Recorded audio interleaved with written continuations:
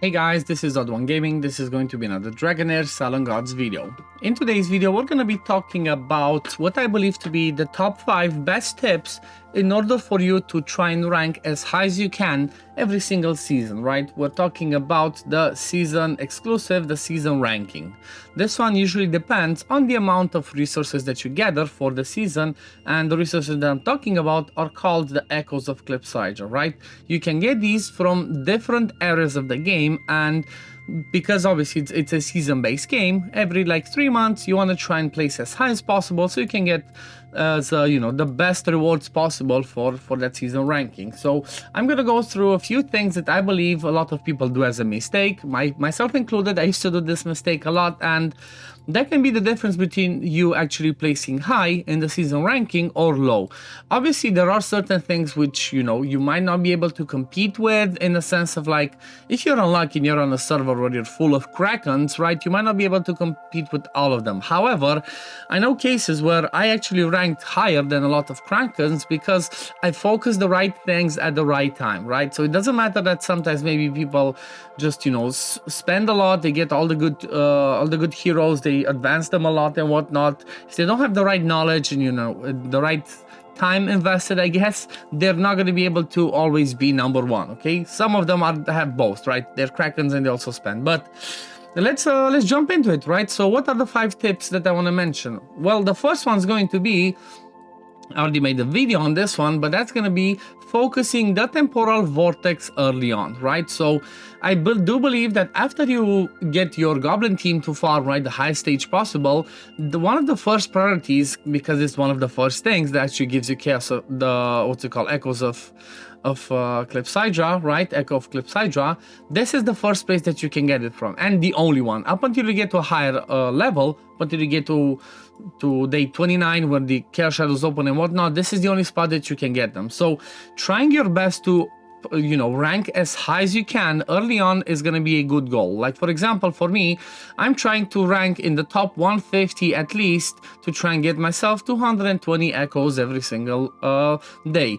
And the reason I believe this one's so important is I'm going to give you a simple example, which I mentioned in a previous video.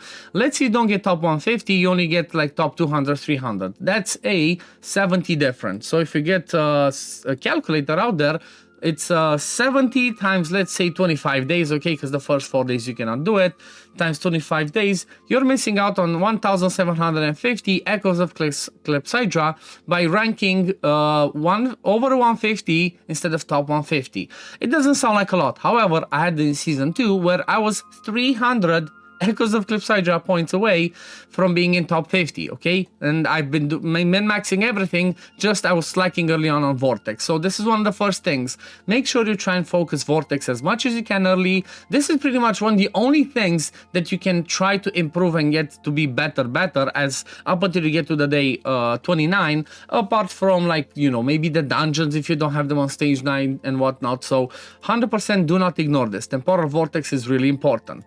Now, if we jump over to number 2, that's gonna kind of I guess it's gonna tie in with some other ones, but number 2 is going to be not over farming, right? Don't go early on, at least, right? So let's say, for example, you open Goblin's Lair 1 and Goblin's Lair 2 only. Don't start using all of your bread, right? Don't start going crazy, spending all of it just to try and farm as much as you can, because you're losing out on resources, right? The reason I'm saying that is because it doesn't matter if you farm Goblin's Lair 3, right, stage 3, which can give you the maximum 8 of the big ones, or if you're going and farming, let's say the second one, right? Let's go to the second one, let's see how much it gives us.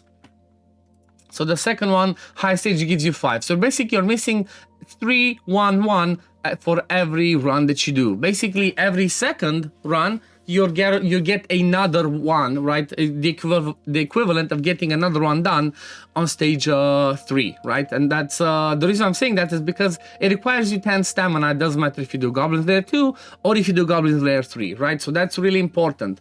Don't overfarm early. Just try to do, the bare minimum so you can push at least, maybe try to push at least, the main team to the right spot, and then just stop there. And then once you have the last one, then yeah, you can go crazy on Goblin's Lair 3. So this is really important. Same principle goes for the gear dungeons, right? Same thing. Try and farm as high stage as you can, but then after that, just, you know, just slow it down a little bit, because otherwise it's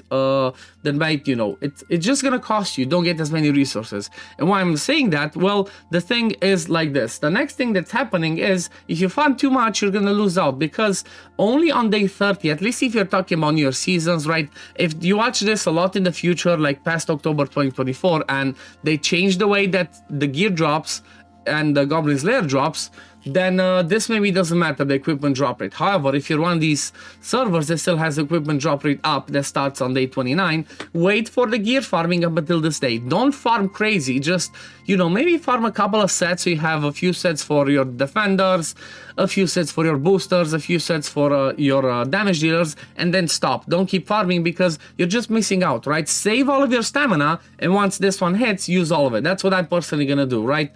Once we hit on day 30, all the stamina that I'm gonna, all the stamina that I will be saving, I'm just gonna blast it then to farm as much as I can.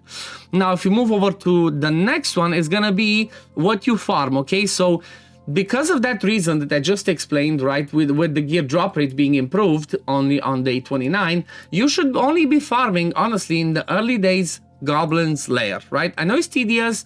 We call it as a joke, Dragonheir, SilentGods, but this is the reality. Up until that double drop rate for gear is active, it's not worth farming to try and get better and better and better gear, because it just costs you a lot. It's not worth it. You'd rather, though, just keep farming this, even though, like I said, it might be tedious. Just keep farming Goblin's Lair. Prepare a ton of large XP potions, because you're gonna need them in order to be ready to compete at the point where, you know, the Echoes of Clipside are given, and that's gonna be after day 29 starts. So don't farm gear, don't farm other stuff, just keep farming Goblin, keep farming domains. Maybe have a spreadsheet if you want, where you prepare your Chaos Shadow teams, and then just start leveling those ones once you get there, okay? Now, the next one is going to be one thing that I'm guilty of myself, and maybe there's a lot of you that also do that out there as well, but do not ignore the Pillar of Trials and the Fey Meander early, right? The reason why I'm saying that is because you might be like, yeah, I can just do it all at the end, and basically by doing that all at the end is going to be so much easier, and I can complete it early. That's correct, it makes it so much easier. However, up until you get to that point, you're going to miss out on a ton of resources that can help you improve your Vortex team, and not only that, improve your Psychic Core, right? Like, look at this. 43 gives me Psychic Core, Affinity Solvent, 48 Affinity Solvent, 52 Solvent. Same thing, Labyrinth of Curiosities, number 2 Solvent, 8 Solvent. These are really important resources, because the higher you upgrade your Psychic Core, right, the better you're going to get your extra stats, extra boost for your team that you're focusing on, to try and do as much damage as you can in Vortex. So that's why I'm saying, do not ignore Fey Meander early on, and same thing for Pillar of Trials, okay? Maybe Pillar of Trials, don't go too crazy out of your way building a lot of teams. However, if we think about it, like I said, you're still in the first 30 days when this one opens. Like you saw, I still have like, what, 12 days or 13 days till we have the other world opening, right? The Chaos Shadows. What else am I going to do? I'm going to be farming goblins, and I guess I can already start building teams for all of these pillars, because those teams are going to be anyway heroes that you're going to use later on. And same principle here, you get a lot of Affinity Solvent, you're going to get more dice, so there's a lot of resources that you 100% want to grab as soon as possible, right? Because if you grab this towards the end of the season, well, at the end of the season, guess what? You're going to have full Psychic Core, and this one's going to be useless resource that doesn't help you. So, you know what? Focus it as much as you can. That's, you know, that's the best advice I can give you guys, because you're not going to regret it. More Affinity Solvent, like I said, is going to give you better stats for your main team. Now, I think the next one is going to actually be the last one, and this is, I guess, kind of ties into what I tried to explain so far, but this one pretty much relates to preparing 3 teams for day 29. What do I mean? Well, if, you know, if you were not aware exactly when it opens, at day 29, when the equipment drop rate goes up, when the, you know, the Chaos Shadow opens, this is when you're gonna need to have a few teams, right, that you will be using in the Chaos Shadows. Basically, week 1, you can have 3 teams, week 2, 4 teams, week 5, 5 teams, and then week 1, 2, 3, the 4th week you have 6 teams. So you basically are gonna wanna have 3 of the best teams that you possibly can have in order to do as much damage for those ones, okay? And that's where the, you know, farming goblin early helps you on, because if you're gonna have all the goblins there farmed and you're ready for that, you should be able to blast as much damage as possible. The reason why that's so important is when this one opens, which in Season 4 is called Dance of Misfortune, when this one's going to open, what you will be doing is trying to do your best and your highest damage possible on all of the Chaos Shadows that you can do on all of your attempts, because that's going to give you a placement in the rankings. Not only do you get points for, you know, lots of Echoes of Eclipse Hydra for doing those Chaos Shadows fights, but the higher you place every single week, the more Echoes of Eclipse Hydra you get.